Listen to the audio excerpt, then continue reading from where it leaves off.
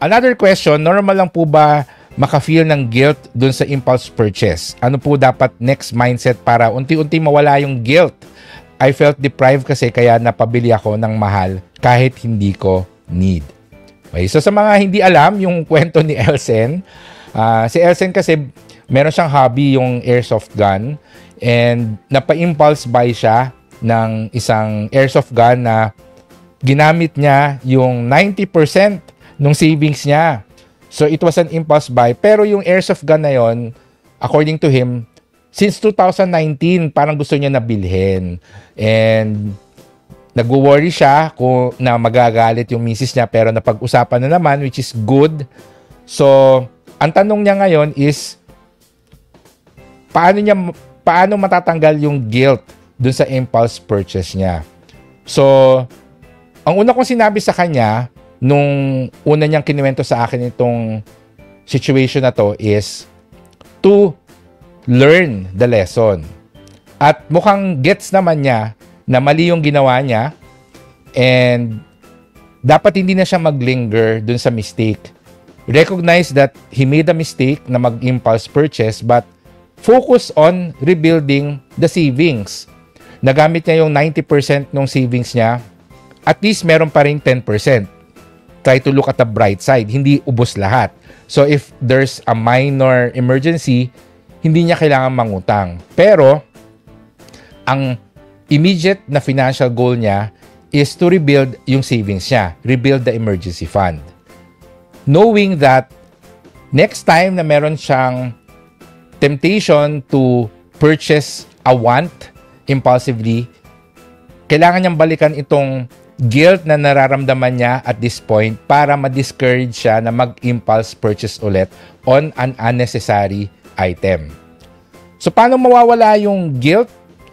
We all have different experiences, but from what I've observed, the next time na meron kang impulse purchase and successfully mong na-resist yung temptation, yung guilt over what happened becomes less. And the more that you are able to resist the temptation to spend unnecessarily in the future, the more that you will see yung moment of weakness mo in the past as simply a lesson. I-feel mo lang yung guilt mo ngayon kasi gagawin mo siyang motivation in the future to discourage yourself from giving into an impulse purchase again. Meron tayong dalawang types of personality. Yung spender, yung magastos, at saka yung saver, yung matipid. We cannot expect ourselves na maging matipid parate. Ang importante, sa bawat situation na dumadating sa buhay natin, mas maraming beses nating pinipili yung pagiging matipid. So, during this time, pinili mo maging magastos. Sabihin na natin na tie, 1 all. Bakit 1 all? Kasi nakapag-ipon ka. So that's a vote towards being a saver. Naging magastos ka ngayon, impulse purchase. So 1 point din sa pagiging magastos. So 1 all sila.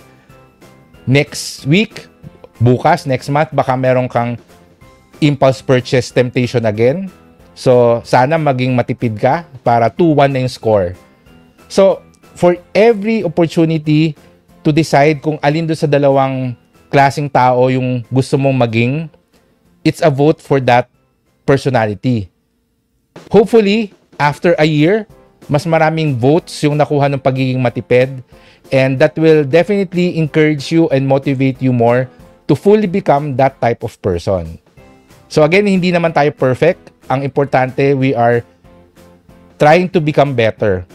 By the end of this year, sabihin na natin yung score nung pagiging magastos, naging magastos ka ng 20 times, pero naging matipid ka naman ng 30 times. So lamang pa rin yung pagiging matipid mo. So hopefully by next year, 15 times ka na lang naging magastos, tapos 40 times ka naging matipid, di ba? So the more you motivate yourself that way, the better that you can become and the smarter that you will be when it comes to managing your finances. The key is to not let it totally discourage you from pursuing good financial habits. Okay? So, wag magki-quit. Tuloy-tuloy lang. Alright? So, yan ang sagot natin sa iyo, Elsen. Maria, thank you very much for sharing. I know it's not easy to share yung mga financial mistakes na nagagawa natin. So, I'd like to thank you for sharing that bit of story.